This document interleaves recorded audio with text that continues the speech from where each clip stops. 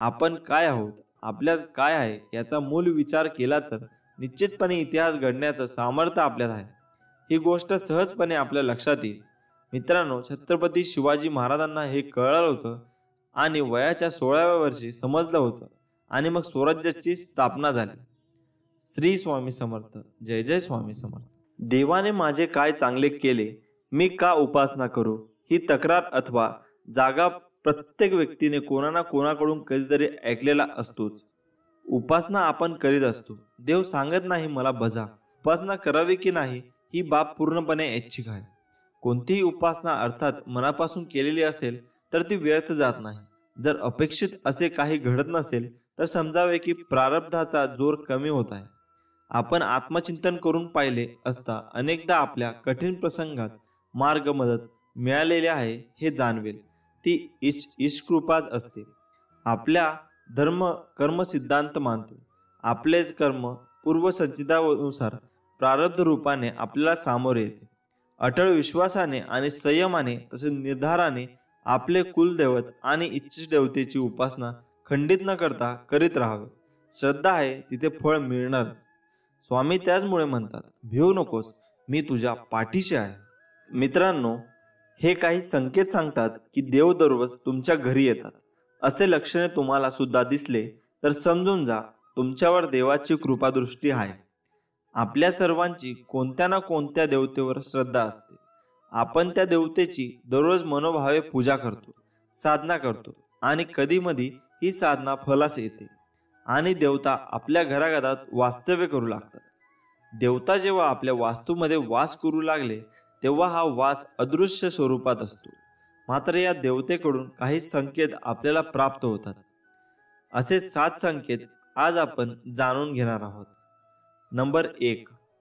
जर तुम्हाला पहाटे ब्रह्ममुहूर्तावर शरीरामध्ये कंपन जाणवत असेल, शरीर सूक्ष्मरित्या थरथरत असेल, तर हा सर्वात मोठा संकेत आहे की आपल्या घरामध्ये देवी देवतांचा वास निर्माण झालेला आहे आणि त्यांच्या कृपेने सर्व काही शुभ व मंगल होणार आहे. अशा प्रकारची कंपनं सूर्यास्ताच्या वेळी सुद्धा जाणवतात. जर या 2 वेळेला तुमच्या शरीरात कंपन जाणवत असतील तर हा सर्वात मोठा संकेत आहे देवी देवतांच्या वास्तव्याचा. 2. अनेकदा आपल्याला भविष्यात घडणाऱ्या घटनांची जाणीव होते की आता ही गोष्ट नक्कीच घडणार आहे. अनेक जणांना असा अंदाज येतो आणि हा अंदाज खरा सुद्धा ठरतो. जर तुम्हालाही भविष्यातील घटनांचा अंदाज तुम्ही सांगू शकत असाल तर हा सुद्धा संकेत आहे की देवी देवतांच्या कृपेने तुम्हाला ही एक दैवीय शक्ती प्रदान केलेली आहे. नंबर 3.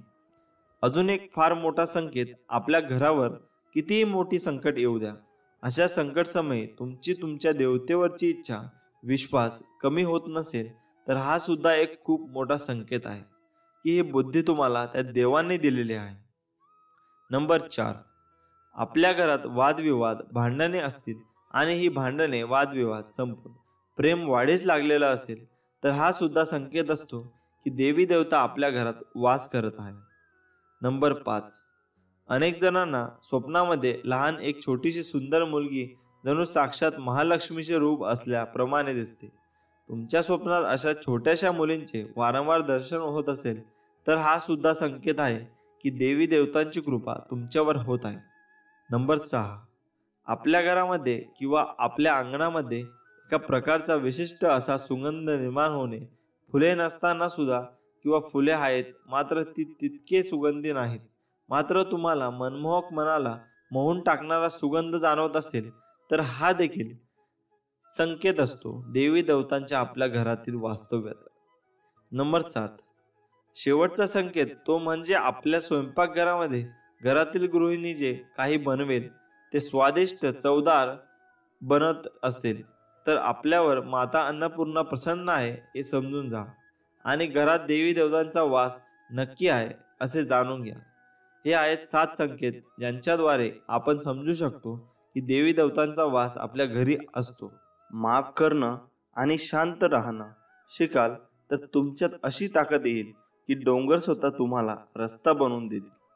इतिहास सांगतो की भूतकाळात सुख होतं, विज्ञान सांगतं की भविष्य सुख मिळेल, पण धर्म सांगतो मन पवित्र आणि विचार चांगले असतील तर दररोज सुख मिळेल.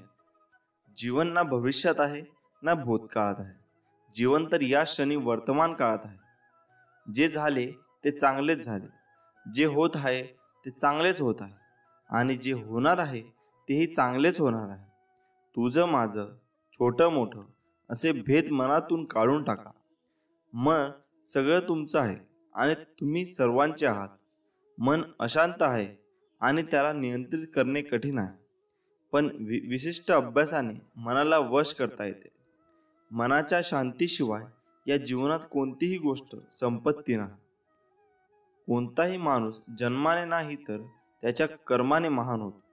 फळाची इच्छा न ठेवता काम करणे हेच खरे कर्म आणि ईश्वरचरणी समर्पित तोच खरा धर्म. जेव्हा माणसाच्या गरजा बदलतात तेव्हा माणसाची बोलण्याची पद्धत बदलते. शांत राहण्यापेक्षा दुसरं कोणतंच मोठं उत्तर नाही आणि माफ करण्यापेक्षा दुसरी कोणती शिक्षा नाही. सतत संशय घेणारा माणूस या जगात नाही तर कुठेच आनंदी असू शकत नाही. जर मनाला नियंत्रित केलं नाही तर तेच मन शत्रू समान काम करेल. कोणीच आपल्या कर्मांपासून पळून जाऊ शकत नाही, कारण कर्माचे फळ तर भोगावेच लागते. माणूस त्याच्या विश्वासाप्रमाणे असतो. जो जसा विश्वास ठेवतो तसेच त्याचे व्यक्तिमत्व बनते. अति आनंदी असताना आणि अति दुःखी असताना कधीच निर्णय घेऊ नका, कारण या दोन्ही परिस्थितीत तुम्ही योग्य निर्णय नाही घेऊ शकत. ज्या माणसाकडे संयम असतो त्या माणसाच्या ताकदीची बरोबरी कोणाच करू शकत नाही. माणूस नेहमी त्याच्या भाग्याला दोष देतो, हे माहीत असूनही की भाग्यापेक्षा मोठं त्यांचं कर्म आहे, जे त्या फक्त त्यांच्या हातात आहे. सत्य कधीच असं सांगत नाही की मी सत्य आहे, पण खोटं नेहमी ओरडून सांगतं की मीच सत्य आहे. ज्याचा परिणाम चांगला ते चांगले कर्म असेल, नव्हे तर चांगले कर्म तेच ज्याचा उद्देश वाईट नसतो. पृथ्वीवर जसे ऋतू बदलतात तसंच माणसाच्या आयुष्यात सुख दुःख येत असतात. इंद्रिय आणि जाणीवेतून निर्माण होणारा आनंद नेहमीच दुःखाला कारणीभूत ठरतो. प्रेमाचा अर्थ आहे सेवा करणे आणि सेवा करणे म्हणजे सतत आनंदी असणे. जी गोष्ट तुम्हाला आवडत नाही ती तुम्ही दुसऱ्यांसाठी कधीच करू नका. माणसाचे हृदय पवित्र असेल तर त्यांचे प्रेम बाहेरूनही पांजरू लागते. असे आपले श्री स्वामी समर्थ आपल्याला म्हणतात की भिवू नकोस बाळा, मी कायम तुझ्या पाठीशी आहे. श्री स्वामी समर्थ. यश मिळवणं सोपं नाही. मेहनतीसोबतच यश मिळवण्यासाठी तथा यश विचारांची गरज आहे. यासाठी नक्कीच हा संदेश तुम्ही ऐका. जेव्हा तुमच्या मनात एखादी गोष्ट थांबवण्याचा विचार येईल तेव्हा विचार करा की तुम्ही सुरुवात का केली. लोकांच्या बोलण्यामुळे किंवा परिस्थितीमुळे निराश होऊ नका, कारण या दोघांचा तुमच्या प्रतिक्रियेशिवाय महत्त्व नाही. नेहमी लक्षात ठेवा, जर तुम्हाला तणाव हाताळता आला नाही तर यशही हाताळता येणार नाही. प्रत्येक दिवस हा तुमचं आयुष्य बदलण्यासाठी मिळालेली नवी संधी आहे. प्रत्येक दुःख आपल्याला एक नवा धडा शिकवतं आणि प्रत्येक धडा माणसाला बदलतो. स्वतःवर विश्वास ठेवणं हेच यशाचं मुख्य गुपित आहे. स्वामींवर विश्वास ठेवा, सगळं नीट होईल. कदाचित आज नाही पण येत्या काळात. यश ही तुमची सावली आहे, तिला पकडण्याचा प्रयत्न करू नका. तुमचा मार्ग चालत राहा, ते आपोआप तुमच्या मागे येईल. लक्षात ठेवा, सावली तुमच्या मागे येते जेव्हा तुम्ही प्रकाशाच्या दिशेने चालता. आयुष्यात समस्या असतील तरच तुम्ही यशाचा आनंद घेऊ शकता. जोपर्यंत जीवन आहे तोपर्यंत शिका, कारण अनुभव हा जगातील सर्वश्रेष्ठ शिक्षक आहे. आयुष्यात कितीही संघर्ष करावा लागला तरी मागे हटू नका, कारण जो संघर्षातून मार्ग काढतो तोच खरा विजयी असतो. जेवढा मोठा संघर्ष तितका तुमचं यश शानदार असेल. उठा, जागे व्हा आणि तोपर्यंत थांबू नका जोपर्यंत तुम्ही तुमचं लक्ष प्राप्त करत नाही. एक वेळी एकच काम करा आणि ते काम करताना त्यात आपला पूर्ण आत्माही घाला आणि बाकी सगळं विसरून जा. म्हणजे यश फक्त आणि फक्त तुमचं असेल. जोपर्यंत तुम्ही स्वतःवर विश्वास ठेवत नाही तोपर्यंत तुम्ही देवावरही विश्वास ठेवू शकत नाही. लोक तुमची स्तुती करोत वा निंदा, तुमचं लक्ष तुमच्यावर कृपा करो वा नका करो, तुमचा मृत्यू आज हो वा उद्या, आपल्या मार्गावरून कधीही भटकू नका. गरज संपली की विसरणारे फार असतात. गरज नसताना पण आपली आठवण काढणारे फारच कमी असतात. गेलेला काळ कधी बदलता येत नाही आणि पण येणारा काळ आपल्या हातात आहे. जास्त नाही पण एवढे नक्कीच यशस्वी व्हा की आपल्या आईबाबांची इच्छा पूर्ण करता येईल. जर तुम्हाला आयुष्यात काही मिळवायचं असेल तर प्रसिद्धी बदला, ध्येय नाही. आयुष्य हे पुढे जाण्याचं नाव आहे, थांबायचं नाही. जर तुम्हाला सूर्यासारखं चमकायचं असेल तर तुम्हाला सूर्यासारखं जळावं लागेल. यश मिळवण्यासाठी लढावं लागतं आणि सोपं बनवण्यासाठी समजावं लागतं. संधी मिळत नाही, ती मिळवावी लागते. तुम्ही जितकं कठीण काम कराल तितकं यश तुमच्या मागे मागे येईल. यशाचं सिक्रेट म्हणजे कोणतीही गोष्ट हटके मार्गाने आणि जिद्दीने करा. यश म्हणजे अशी एखादी गोष्ट माहीत असणे जी इतरांना माहीत नाही. प्रत्येकालाच पहिल्या प्रयत्नात यश मिळणे असं नाही, पण अपयशाने हरून जाता कामा नाही. यश हे मिळणारच आहे. तुम्ही केलेल्या मेहनतीवर विश्वास ठेवा. आयुष्य म्हणजे पत्त्यांचा खेळ. चांगली पाने मिळणे आपल्याला हातात नसते, पण मिळालेल्या पानावर चांगला डाव खेळणे यावर यश अवलंबून असते. जिंकणारे जिंकण्यासाठी खूप वेळा अगोदर हरलेले असतात, हे लक्षात घ्या. एकदा गंगेला विचारण्यात आले, तुझ्या पाण्यात आंघोळ केली की सर्व पापे धुतले जातात. त्या सर्व पापांचे तू काय करते? ती म्हणाली, मी समुद्रात नेऊन टाकते. समुद्राला विचारण्यात आले, तू त्या पापांचे काय करतो? समुद्र म्हणाला, मी त्या ढगात नेऊन टाकतो. ढगाला विचारले, तू काय करतो त्या पापांचे? ढग म्हणाला, मी ते पावसाच्या स्वरूपात पुन्हा त्यांच्या घरावर नेऊन टाकतो. लक्षात ठेवा, कालचक्र असेच आहे. तुम्ही जे करणार तेच तुम्हाला परत मिळणार. भगवंत जसा ठेवेल तसेच राहण्याचा प्रयत्न करा. समाधानी राहा. ठेवले अनंत तैसेची, राहावे चित्ती, असू द्यावे समाधान. सुखी आनंदी जीवनासाठी गीतेतील हे 5 उपदेश अत्यंत उपयुक्त. 1. कर्म हाच अधिकार. 2. कोणाचाही द्वेष करू नका. 3. कर्म करणे अत्यावश्यक. 4. संयम आणि नियंत्रण आवश्यक. 5. श्रद्धा, सबुरी, विश्वास ठेवा. मित्रांनो, हजारो वर्षे लोटली तरी गीता ज्ञानाची उत्सुकता, महत्त्व कमी होताना दिसत नाही. कलियुगातही गीता तितकीच महत्त्वाची असल्याचे दिसून येते. सुखी आणि आनंदी जीवनासाठी नक्की गीता वाचावी. मित्रांनो, गीता वाचत जावी तसे अर्जुनाने जागा नकळत आपण घेतो आणि आपल्याला सतवणाऱ्या बऱ्याच प्रश्नांवर भगवान श्रीकृष्ण मार्गदर्शन करत असतात. तुमच्या जीवनात तुम्हाला कुठलं तरी विचार सतावत असेल, कोणते उत्तर मिळत नसेल, आयुष्यातील कुठले कोडे सुटत नसेल तर नक्की गीता वाचून तुमचे सर्व प्रश्न सुटेल आणि तुम्ही स्वतःला अर्जुनाच्या जागी समजलं आणि नकळत भगवंताकडून तुम्हाला तुमचे उत्तर मिळेलच. आणि आपण देखील त्याच अर्जुनाप्रमाणे आपल्या कुरुक्षेत्रावर आपले अपेक्षित कर्तव्य आपण लढा देणे करता पूर्ण उत्साहाने तयार होऊ. गीतेमध्ये काही उपदेश अत्यंत उपयुक्त असल्याचे म्हटले जाते. नेमके काय म्हटले गीतेत जाणून घेऊया. चला तर मग. सगळ्यात पहिले म्हटलंय, कर्म हाच अधिकार. तुझा अधिकार केवळ कर्म करण्याचा आहे, त्याच्या फळांवर नाही. म्हणून तुझा कर्म करण्याचा उद्देश फळप्राप्ती हा नको. कर्म न करण्यामध्येही तुझी आसक्ती नको. याचा अर्थ असा की मनुष्याने भविष्याची चिंता सोडून केवळ वर्तमानातील आपल्या कर्मांवर लक्ष केंद्रित करावे. वर्तमानात मेहनत, परिश्रम घेतले तरच भविष्यात फलप्राप्ती होईल. म्हणजेच आता काम केल्यास भविष्यात सुखी, समाधानी, आनंदी जीवन जगता येणे शक्य होऊ शकते असे सांगितले जाते. कोणाचाही द्वेष करू नका. भगवंत म्हणतात, असा मनुष्य जो कधी अत्यानंदित होत नाही, द्वेष करत नाही, शोक करत नाही आणि जो कधी कामना करत नाही, तसेच शुभ आणि अशुभ संपूर्ण कर्माचा त्याग करतो, तोच भक्तियुक्त भक्त मला अतिप्रिय आहे. याचा अर्थ असा की एखादे कार्य मनाप्रमाणे पार पडल्यानंतर अति आनंदित होता कामा नये. अशाने चूक होण्याची शक्यता अधिक असते. तसेच आपले कार्य यशस्वी ठरले म्हणून कोणाचा द्वेष आणि ईर्ष्याही करू नये. मानसिक शांतता आणि प्रसन्नता ठेवण्यास याचा उपयोग होऊ शकतो. कर्म करणे अत्यावश्यक. निसंदेह कोणताही मनुष्य कोणत्याही काळात कर्म केल्याशिवाय क्षणभरही राहू शकत नाही. कारण मनुष्य नैसर्गिक गुणामुळे कर्म करत राहण्यास बाध्य आहे.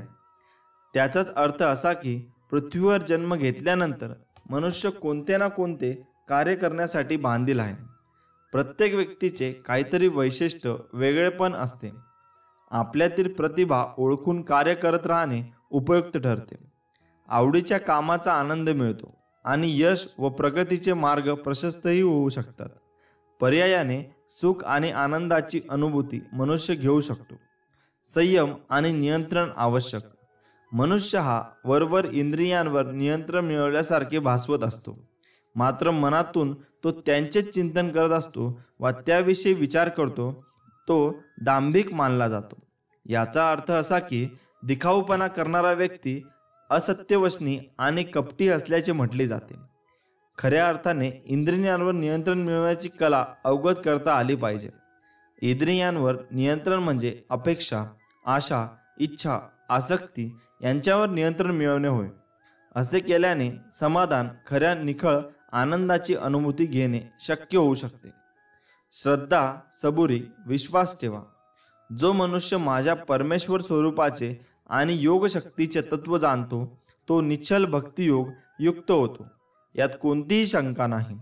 याचा अर्थ असा की जो मनुष्य ईश्वरी शक्तीचा मनापासून स्वीकार करतो आणि परमात्म्यावर संपूर्ण श्रद्धा ठेवतो, भगवंत त्याचे कधीही वाईट होऊ देत नाही.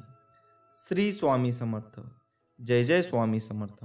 माणूस एकटाच जन्माला येतो आणि एकटाच मरतो.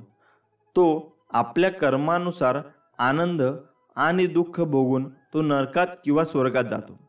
दान दारिद्र्याला नष्ट करते, चांगली वागणूक समस्याला नष्ट करते, ज्ञान अज्ञानाला नष्ट करते आणि आत्मविश्वास भीतीला नष्ट करते. कोणाच्या वाईट काळात त्याच्यावर हसण्याची चूक करू नका, कारण काळ नेहमी चेहरा लक्षात ठेवतो. ज्या व्यक्तीला तुमचे मोल नाही त्या व्यक्तीसमोर तुमच्या प्रेमाची कबुली देऊ नका, कारण अशी व्यक्ती तुमच्या प्रेमासोबत तुमच्या भावनाही चिरडून टाकेल. बुद्धिमान शांत राहतात, शहाणी माणसं बोलतात आणि मूर्ख वाद घालतात. बुद्धिमान व्यक्ती एक पाय उचलल्यावर दुसरा स्थिर ठेवतो. त्याचप्रमाणे पुढचे ठिकाण पाहिल्याशिवाय पहिले स्थान सोडू नका. कमजोर व्यक्तीशी केलेले शत्रुत्व जास्त त्रासदायक असते, कारण ती व्यक्ती अशा वेळी तुमच्यावर हल्ला करू शकते जिची तुम्ही कल्पना देखील केलेली नसेल. एखाद्याकडे शक्ती नसूनही तो मनाने हरत नाही, त्याला हरण्याची ताकद कोणाकडेच नाही. सिंहाला जंगलाचा राजा घोषित करण्यासाठी कोणताही सभा केली जात नाही. तो स्वतःचे गुण आणि पराक्रमाने राजा बनतो. प्रथम लहान कार्य पूर्ण करून सर्वात मोठे कार्य साध्य करता येते. हे रागाच्या जंगली हत्तीला पकडण्यासाठी वापरली जाणारा जाड रस्सीसारखे आहे. जुन्या आठवणीमध्ये विसरून जाऊ नका. तुम्हाला पुढे जायचे आहे, त्यासाठी आत्ता जे आवश्यक आहे ते करा.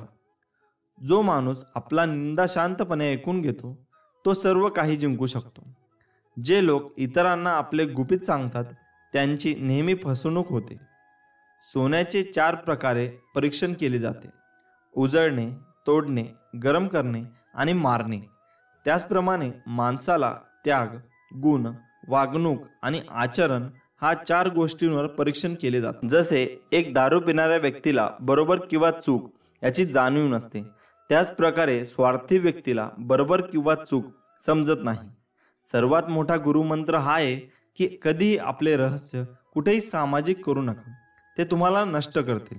सोडून द्यायला शिका.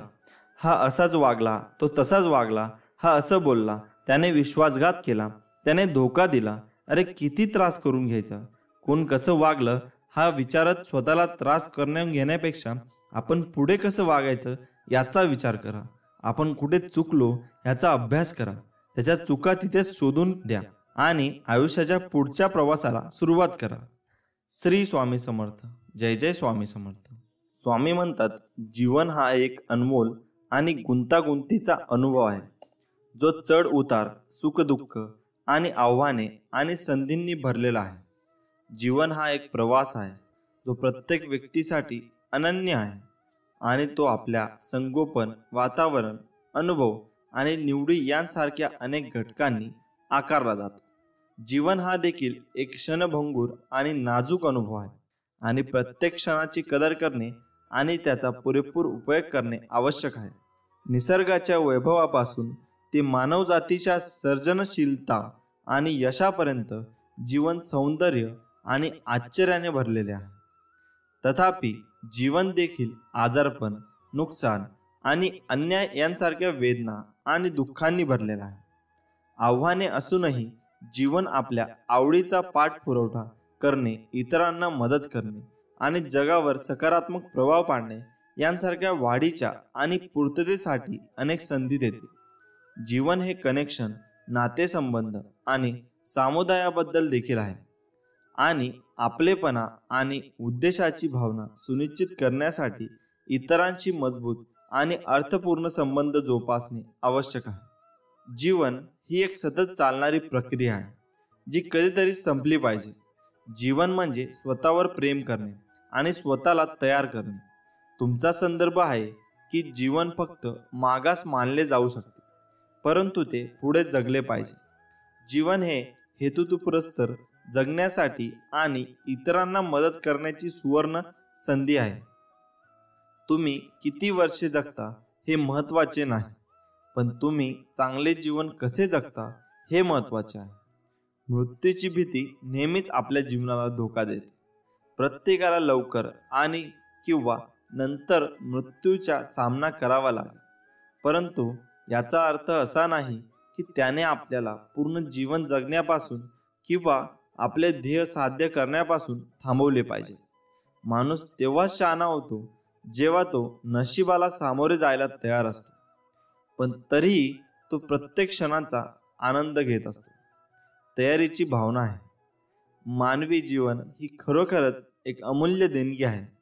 मानवी जीवनातील प्रत्येक क्षण आपल्याला आपले गुण विकसित करण्याची आणि व्यक्त करण्याची संधी देतो. प्रत्येक क्षण आशीर्वादाचा मार्ग खुला करतो. हे खरे आहे की जीवन आपल्याला सकारात्मक आणि नकारात्मक दोन्ही परिस्थिती देते. तुमची प्रतिक्रिया काय आहे हे खरोखर महत्त्वाचे आहे.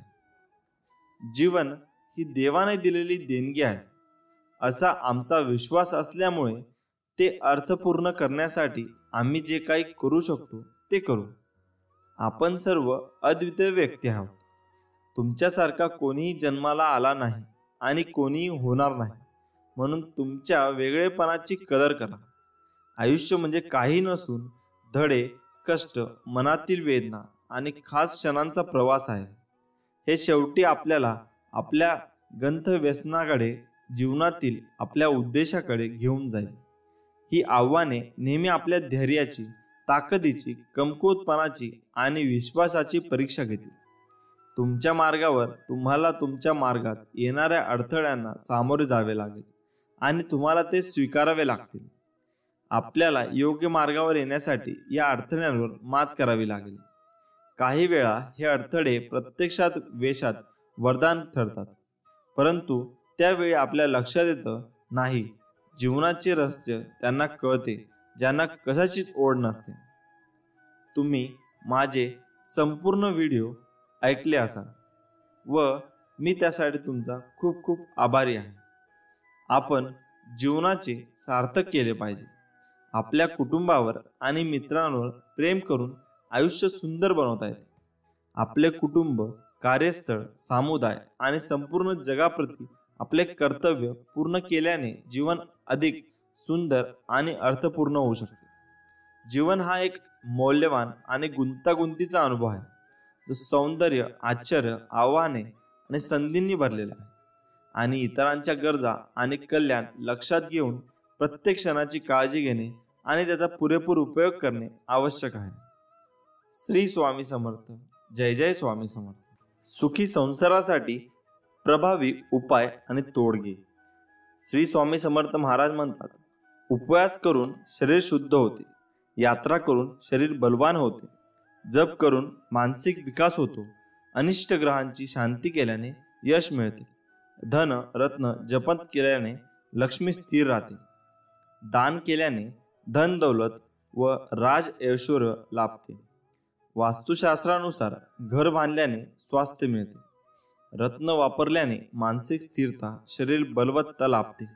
रोज ध्यान करून एकाग्रता दृढनिश्चय आणि निर्णय क्षमता वाढते. 2. नोकरीमध्ये प्रमोशन मिळत नसेल तर हा उपाय करावा. सर्वात प्रथम उजव्या हातावर काळ्या रंगाचा दोरा बांधलेला असेल तर सर्वात प्रथम तो काढून टाकावा आणि त्याऐवजी पंचरंगी धागा बांधावा. दररोज सकाळी कबुतरांना ज्वारी टाकावी. प्रगती 100% होतच. 3. ज्या ज्या वेळी आपण समुद्रकिनारी फिरायला जाता त्यावेळी जलदेवतेला प्रार्थना करून एक श्रीफळ कुंकू अर्पण करून विसर्जन करा. तात्काळ नफा हेच त्याचे सूत्र. 4. रोज रात्री पूजा केल्यानंतर किंवा लक्ष्मी पूजन केल्यानंतर घरामध्ये व्यावसायिक ठिकाणी शंख अथवा डमरू वाजवावे. त्यामुळे घरातील दारिद्र्यता विनाकटकट निघून जाते. 5.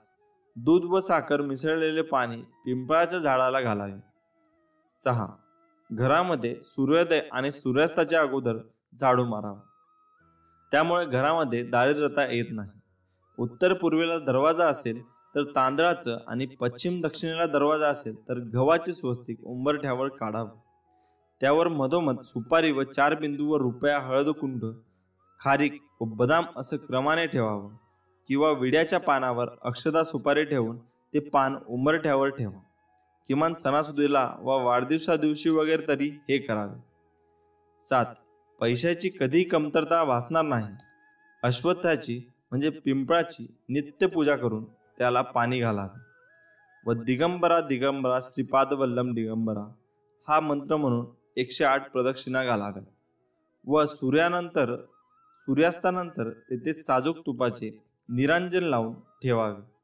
तुमच्या मस्तकावर लक्ष्मीचा सदैव वरदहस्त राहील. 8. कुलदेवताचे वर्षातून एकदा दर्शन अभिषेक व पूजा टाळाटाळ न करता करावी. तुमच्याकडे पैशाचा ओघ सतत वाहत राहील. नामस्मरण करताना तुम्ही मला पाहत नसाल पण मी तुम्हाला पाहतो. जिथे नाम तेथे माझे प्राण. तुम्ही नाम घेता म्हणून मी तुमच्या मागे पुढे चालतो. नामात मन ठेवावे हेच माझे खरे दर्शन आहे. शेवटी सांगतो, नामाला शरण जा. मी नामाहून वेगळा नाही. नामातच मला पहा. भिवू नकोस, मी तुझ्या पाठीशी आहे. श्री स्वामी समर्थ. जय जय स्वामी समर्थ. जसे पेराल तसे उगवेल असं म्हणतात, पण तुम्ही जसे वागाल तशी दुनिया तुमच्यासोबत वागेल हेही तितकेच खरे आहे. यावरची आज एक मी तुम्हाला कथा सांगणार आहे, ते तुम्ही नीट ऐका. दुकानदार आणि हत्ती. एका गावात एक पाळीव प्राणी हत्ती राहत होता. सर्व गावकरी त्या पाळलेल्या हत्तीची काळजी घेत व त्याला खाऊ घालत असत. सर्व गावकऱ्यांचा तो हत्ती लाडका होता आणि सर्व गावकरी त्याला जीव लावत असे. हत्ती रोज सकाळी गावातील मंदिरात जात असे. रोज मंदिरात जाताना तो हत्ती एका फुलाच्या दुकानात थांबत असे. दुकानदार रोज फुले त्या हत्तीच्या सोंडेत देत असे. हत्ती तो फूल सोंडेत घेऊन मिरवत मिरवत नेऊन मंदिरात जाऊन देवाच्या चरणी वाहत असे. हत्ती ज्या प्रकारे फुले मिरवीत नेणे आणि मंदिरात जाणे लोक आनंदाने बघत असत. लोक हत्तीचे कौतुक करत असे. हत्तीची श्रद्धा हा सर्व गावकऱ्यांचा कौतुकाचा विषय झाला होता. एके दिवशी दुकानदार अत्यंत निराश अवस्थेत दुकानात बसला होता. रोजच्या सवयीप्रमाणे हत्ती दुकानात आला. निराश दुकानदाराने हत्तीला फुले देण्याऐवजी त्याच्या सोंडेला सुई टोचली. दुकानदाराने कारण नसतानाही स्वतःचा राग हत्तीवर काढला. हत्तीला फुले देण्याऐवजी हार ओवण्याची सुई जोरात टोचल्यामुळे हत्ती दुखावला गेला व त्याला त्या दुकानदाराचा राग आला. आपल्याला या दुकानदाराने विनाकारण छळले, त्यामुळे हत्तीने दुकानदाराला धडा शिकवण्याचे ठरवले. दुसऱ्या दिवशी हत्तीने दुकानच्या जवळून वाहणाऱ्या ओढ्याच्या पाण्यातून चिखलयुक्त पाणी सोंडेने भरून घेतले. हत्ती शांतपणे दुकानाजवळ आला. हत्तीने ते घाणेरडे पाणी दुकानदार, फुले आणि हारांवर फिरवले. दुकानदाराला सगळा माल खराब झाला. त्याला स्वतःची चूक कळून आली, मात्र त्यासाठी त्याला मोठी किंमत मोजावी लागली. त्यामुळे म्हणतात ना, जशास तसे. म्हणून स्वामी नेहमी सांगत असतात की तुम्ही तुमचा राग दुसऱ्यांवर काढू नका. तुम्ही तुमचा जो राग असतो तो स्वतः त्याचे निर्मूलन करा व दुसऱ्यासोबत जसे वागता तसेच वागत राहा. विनाकारण कुणालाही त्रास देऊ नका व कुणाकडूनही त्रास करून घेऊ नका. त्यामुळे मित्रांनो, आजचा दिवस कठीण आहे, त्यापेक्षा उद्याचा दिवस कष्टप्रद असेल, पण त्यानंतरचा दिवस मात्र तुमच्यासाठी प्रयत्नांना यश देणारा असेल, हे कायम लक्षात ठेवा. स्वामी आपल्या कायम पाठीशी आहेत. परीक्षा म्हणजे स्वतःच्या आत डोकावून पाहण्याची संधी. मित्रांनो, महत्त्व त्याला नाही की कोण आपल्यासोबत आहे, महत्त्व त्याला आहे की गरज पडल्यास कोण आपल्यासोबत आहे. मग स्वामी आपल्यासोबत कायम आहेत. आठवण त्यांनाच येते जे तुम्हाला आपले समजतात. मग स्वामी सगळ्यांनाच आपले समजतात, त्यांना आपली कायम आठवण येत असते. आपण फक्त त्यांचं नामस्मरण केलं पाहिजे. सगळी दुःख दूर झाल्यावर मन प्रसन्न होईल हा भ्रम दूर करा. मन प्रसन्न करा, सगळी दुःखे आपोआप दूर होतील. दुःखाच्या रात्री झोप कोणालाच लागत नाही आणि सुखाच्या आनंदात कोणीही झोपत नाही. याला जीवन म्हणतात. सुखासाठी कधी हसावं लागतं तर कधी रडावं लागतं, कारण सुंदर धबधबा बनायला पाण्यालाही उंचावरून पडावं लागतं. भूतकाळाविषयी रडण्यापेक्षा वर्तमान काळात लढण्यात आणि भविष्याची शिखरे चढण्यातच खरा पराक्रम आहे. आयुष्यात काही नसले तरी चालेल, पण तुमच्यासारखा प्रेमळ माणसाची साथ मात्र असू द्या. नजरेत भरणारी सर्वच असतात, पण तुमच्यासारखी हृदयात राहणारी फारच कमी असतात. त्यामुळे आपल्याला जर आमचं कंटेंट आवडत असेल तर आमच्या चॅनलला सबस्क्राईब जरूर करा. त्यामुळे मित्रांनो, मेहनत इतक्या शांततेने करा की तुमचं यशच आवाज करेल. हार आणि जीत तुमच्या मानण्यावर असतं. मानलं तर हार आहे आणि ठरवलं तर जीत आहे. स्वामी म्हणतात, अरे विश्वास ठेव, अरे जो माझा हात पकडतो त्याला कधी कोणाचे पाय पकडण्याची गरज भासत नाही. ब्रह्मांड नायक श्री स्वामी समर्थ. मीपणा दूर ठेवून जा विश्वास ठेवा, पदरी अपयश कधीच येणार नाही. हृदयातल्या मंदिरात अंधार असेल तर घरातल्या देव्हाऱ्यात दिवा लावून फायदा नसतो. कृपापूर्ण नेत्र स्वामींचे मायेने भरलेले, भक्तांच्या भेटीसाठी दिसतात आसुरलेले. चेहऱ्यावरचं तेज पाहून भान हरपते, स्वामीचरणी मन सहज रूढ होते. स्वामी म्हणतात, तुमच्या अंतरात्म्यात आहे मी, तुला हरू देणार नाही, या कलियुगात तुला एकटे सोडणार नाही. स्वामी म्हणतात, दुसऱ्याच्या ताटातलं हिसकावून खाण्यात एखाद्याला आपली शान वाटते, तर कुणाला आपल्या ताटातलं दुसऱ्याला भरवण्यात समाधान वाटते. मी सर्वत्र आहे, मी चराचरा व्यापून आहे, मी वारा आहे, मी पाणी आहे, आकाशही मीच आहे, गगनात मीच आहे, ध्रुवावर, कैलासावर आणि गरुडावरही मीच आहे. मी कुठेही गेलो नाही, मी सदैव तुमच्या पाठीशी आहे. आपल्याला दुःख देणारे जगात कमी नाहीत, हे तितकंच सत्य आहे जितकंच सत्य हेही आहे की आपल्याला आईच्या मायेने जवळ घेणारे स्वामींशिवाय कोणीही नाही. जिथे सर्व असमर्थ तिथे फक्त स्वामी समर्थ. श्रम करा, सुख मिळेल. त्याग करा, आत्मानंद मिळेल. दान करा, धन मिळेल. सहाय्य करा, सोबत मिळेल. व्यसन सोडा, शांती मिळेल. कला शिका, अमर व्हाल. मीपणा सोडा, मोठे व्हाल. प्रार्थना करा, प्रगती होईल. ध्यान करा, ज्ञान मिळेल. भक्ती करा, मुक्ती मिळेल. समाधानी राहा, सुखी व्हाल. श्री स्वामी समर्थ.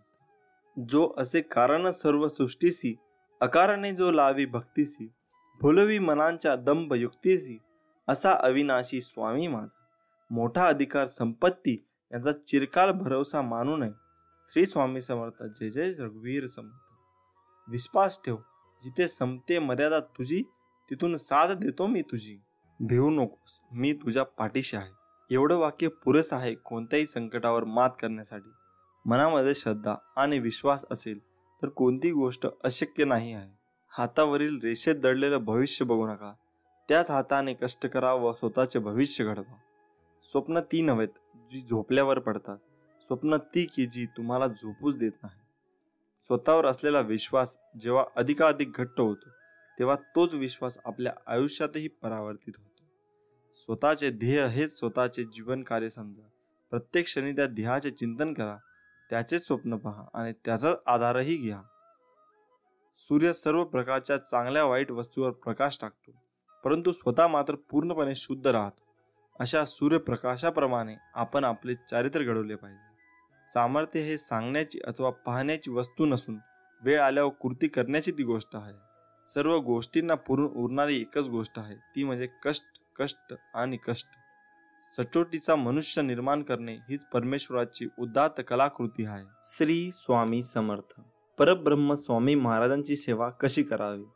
अक्कलकोट निवासी ब्रह्मांड नायक श्री स्वामी समर्थ महाराजांची सेवा लाखो भाविक करतात, परंतु अजूनही असंख्य भाविकांना स्वामीची सेवा कशी करावी किंवा स्वामींची पूजा कशी करावी याबद्दल माहिती नाही. तर काही जणांना स्वामी महाराजांच्या सेवेविषयी अनेक गैरसमज काही लोकांमुळे निर्माण झाले आहे.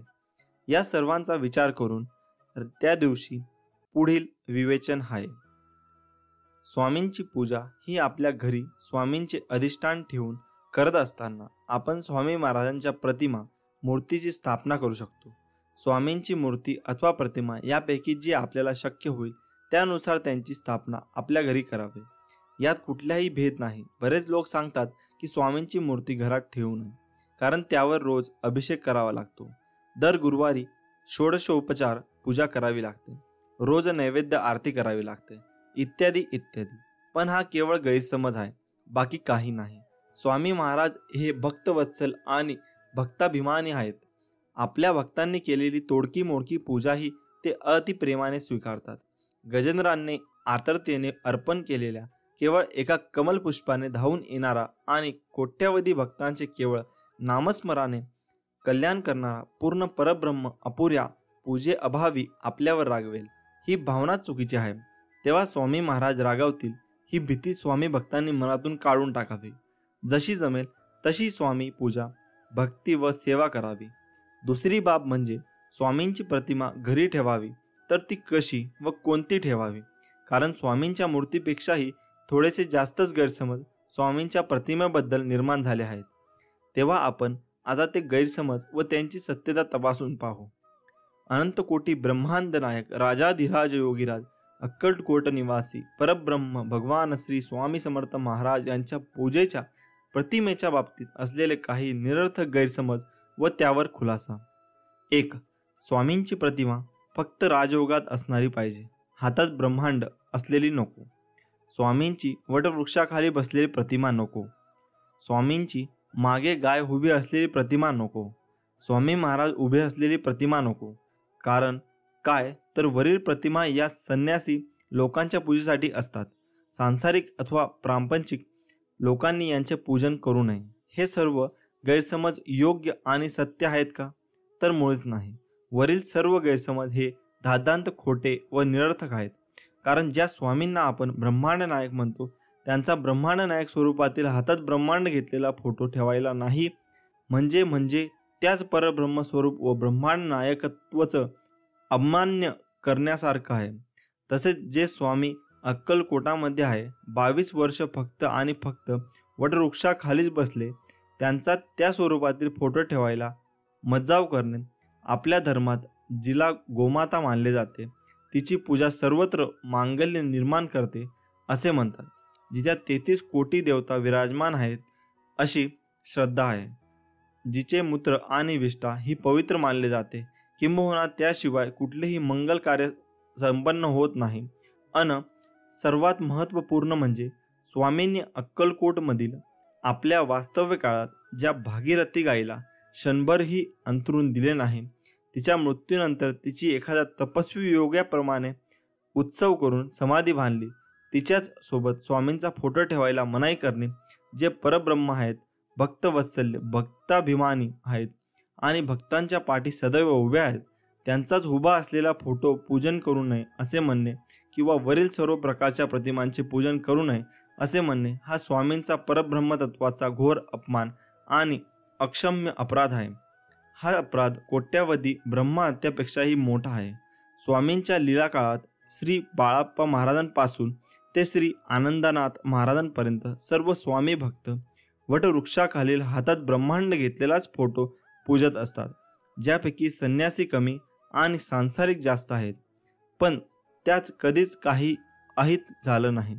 तर मग त्यांचे कल्याण करून त्यांना स्वस्वरूपात सामावून घेणारे स्वामी अशा प्रतिमेचे पूजन आमचे काही अहित करतील असा विचार मनात आणणेही सुद्धा स्वामींचे घोर प्रतारणा ठरेल. असो, तेव्हा अशा गैरसमजांना बळी न पडता स्वामी भक्तांनी या बाबीकडे दुर्लक्ष करून जशी जमेल तशी स्वामींची यथेच्छ सेवा करून आपले कल्याण करून घ्यावे ही नम्र विनंती. आणि हो, त्यासोबत हे देखील आहे का, त्रुटीचे अनेक चमत्कारिक उपाय ज्योतिषशास्त्रात सांगण्यात आले आहेत. हे उपाय केल्यास सर्व प्रकारच्या आर्थिक समस्यांवर मात करण्यास मदत होते. एवढेच नाही तर आरोग्याशी संबंधित समस्यांचे निदान करण्यातही त्रुटी गुणकारी आहे.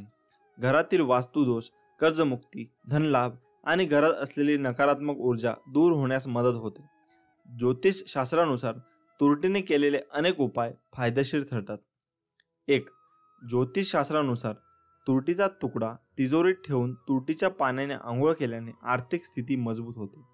याशिवाय तुरटी काळ्या कपड्यात बांधून घराच्या किंवा दुकानाच्या मुख्य प्रवेशद्वारावर लटकावे. येथे केल्याने घरात आणि दुकानात नकारात्मकता राहत नाही, तसेच व्यवसायात प्रगती होईल. कर्जमुक्तीसाठी सुपारीच्या पानांवर तुरटी आणि सिंदूर लावा आणि पानाला धाग्याने बांधा. त्यानंतर बुधवारी सकाळी पिंपळाच्या झाडाच्या मुळाशी बांधावे. असे केल्याने लवकरच कर्जमुक्ती होईल. हा उपाय सलग 3 बुधवार करा. 3. असे मानले जाते की तुरटी नकारात्मक ऊर्जा दूर करण्यास मदत करते. घरातील बाथरूममध्ये एका भांड्यात तुरटी ठेवा आणि बाथरूममध्ये अशा ठिकाणी ठेवा जिथे कोणी पाहू शकणार नाही. असे केल्याने घरातील नकारात्मक ऊर्जा दूर होते. 4. घरातील वास्तुदोष दूर करण्यासाठी प्रत्येक खोलीत तुरटीचा तुकडा ठेवा. असे केल्याने घरातील वास्तुदोषांचा परिणाम व्यक्तीच्या जीवनावर होत नाही आणि घरातील वास्तुदोष दूर होतात. 5. वाईट दृष्ट लागल्याचा दोष दूर होतो. तुरटीचा वापर दृष्ट काढण्यासाठी केला जातो असेही म्हणतात. यासाठी तुरटीचा तुकडा ज्या व्यक्ती दृष्ट काढायचे आहे त्याच्यावर 7 वेळा फिरवा आणि नंतर तो जाळून टाका. तुरटी जाळल्याने वाईट नजरेचा प्रभाव पूर्णपणे नष्ट होतो असेही म्हणतात. 6. भीतीदायक स्वप्नांपासून वाचण्यासाठी रात्री भयानक स्वप्ने टाळण्यासाठी तुरटी काळ्या कपड्यात बांधून उशाखाली ठेवा. असे केल्याने भीतीदायक स्वप्ने येणार नाही. हे मंगळवार किंवा रविवारी डोक्याखाली ठेवावे. 7. घरात सतत भांडण होत असल्याचा पाण्याने एक भांडे भरा आणि आपल्या पलंगाखाली ठेवा आणि रात्री त्यात तुरटी टाकावी. दुसऱ्या दिवशी हे पाणी पिंपळाच्या झाडात टाकावे. असे केल्याने घरातील सदस्यांचे संबंध सुधारतील आणि शांतता राहील. असे प्रकार तुम्ही करून बघा, तुम्हाला नक्कीच यात यश मिळेल. श्री स्वामी समर्थ. जय जय स्वामी समर्थ. व्हिडिओ आवडल्यास आमच्या चॅनलला सबस्क्राईब नक्की करा.